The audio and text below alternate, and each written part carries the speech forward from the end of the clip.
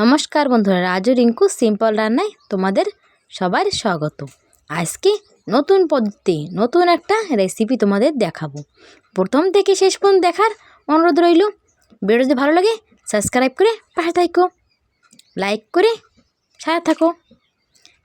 প্রথমে আমি আধা কেজি নিয়ে নেব আটা আর ময়দা, নিয়ে মিক্স করে দিয়ে দেবো স্বাদ মতো লবণ, একটু জিরে আমি হাত দিয়ে ভেঙে দিই, সাথে বড় চামচের 1 চামচ গরম মশলা পাউডার। এই মশলা দিলে অনেক সুন্দর টেস্টি লাগে। তার জন্য আমি 2 চামচ তেল দিয়ে দিছি, সাদা তেল।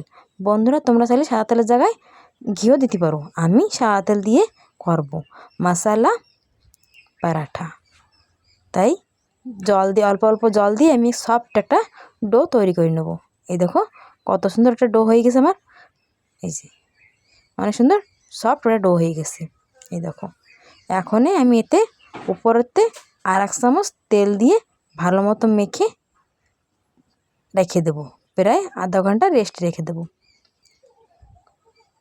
আধা ঘন্টা রেস্টে রাখার কারণ হচ্ছে অনেক সুন্দর পরাঠা আমার হবে, মশলা পরাঠা অনেক সুন্দর হবে। তারপরে এদিকে আমি একটা বাটি নিয়ে নিয়েছি, বাটিতে 2 চামচ ময়দা নিয়ে নিয়েছি, সাথে আমি বড় চামচের 2 চামচ দিয়েছি হতে সাদা তেল। সাদা তেল দিয়ে আমি ভালো মতন ঘুলে নেব। ঘুলে এই দেখো একটা সুন্দর একটা এইভাবেই বানাতে হবে এই ঘোলটা।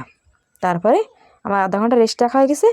ঝরঝর করে আমি লুই কাটে নেব,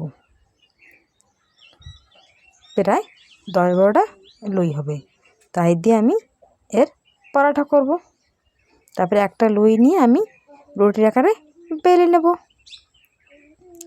বন্ধুরা, এইভাবে পরাঠা করলে অনেক সুন্দর টেস্ট লাগে। মশলা পরাঠা এইভাবে করলে অনেক সুন্দর টেস্টি লাগে। তারপরে আমি গোল একটা রুটি বানিয়ে নিছি। রুটি বানাই ওই যে রাখছিলাম না একটু ঘোল, সেই ঘোলটা দিয়ে চারিপাশে রুটি চারিপাশে দিয়ে উপরেতে একটু ময়দা ছড়াই দেবো। এর কারণে আমার মশলা পরাঠা অনেক সুন্দর টেস্টি হবে। তাই দিয়ে আমি 2 সাইড দিয়ে ভাঁজ করে নেব। 2 সাইড ভাঁজ করা হয়ে গেছে। এর মধ্যে যেন কোনো হাওয়া না ঢোকে সেইভাবে আমি ভাঁজ করে নেব। তারপরে আমি আর এক সাইড দিয়ে ভাঁজ করে নেব। একটা লতিকা সাইজ দিয়ে নেব। এই দেখো একটা লতিকা সাইজ দেওয়া হয়ে গেছে। না না, এই যে লতিকা না, এই যে হলো পরাঠা। আজকে এইভাবেই পরাঠা করব। তারপর একটু উপরেতে আটার গুঁড়ো দিয়ে আমি বেলে নেব।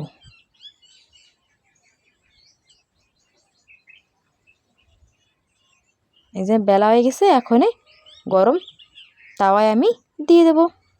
দিয়ে আমি এ সাইড ও সাইড দু সাইড অল্প অল্প লাল লাল করে ভেজে নেব। দেখো কত সুন্দর ফুলে উঠছে। দেখো আমার পরাঠা কত সুন্দর ফুলে উঠছে। এখনই অল্প একটু তেল আমি দিয়ে দেব, দিয়ে আমি দু সাইড ভেজে নেব। এই দেখো কত সুন্দর ভাজা হয়েছে, কত সুন্দর ক্রিপসি হয়েছে, অনেক সুন্দর হয়েছে। এখন আমি নামাই নেব। নামাইয়ে একটা প্লেটে রেখে দেবো। এইভাবে আমি সবকটা পরাঠা তৈরি করে নেব। এই যে আমার সবকটা পরাঠা তৈরি হয়ে গেছে। এই দেখো কত সুন্দর দেখতে, যেমন সুন্দর তার থেকে খাতি দ্বিগুণ টেস্টি।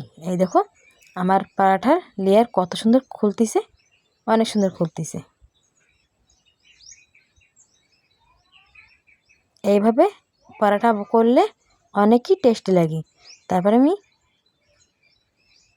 তোমাদের একটু ভেঙে দেখাবো। বন্ধুরা, ভিডিও যদি ভালো লাগে লাইক করে সাবস্ক্রাইব করে পাশে থেকো, আর কমেন্ট করে জানাইও যে কেমন হয়েছে। মশলা পরাঠা ডালের সঙ্গে অনেক ভালো লাগে। আগামী দিন দেখা হবে নতুন একটা রেসিপির সাথে। সবাই ভালো থাকো, সুস্থ থাকো।